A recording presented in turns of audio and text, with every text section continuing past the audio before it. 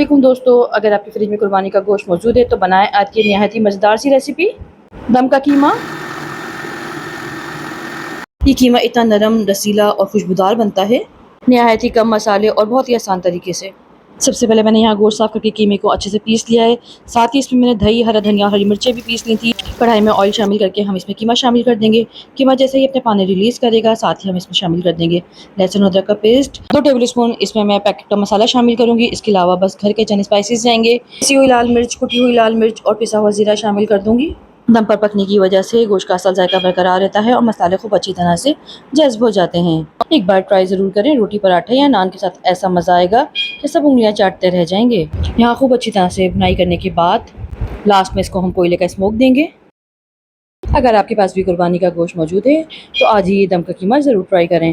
امید کرتی ہوں آپ کو ریسیپی پسند آئی ہوگی۔ ریسیپی پسند آئی ہے تو کمنٹ پر اپنی رائے کا اظہار ضرور کریں۔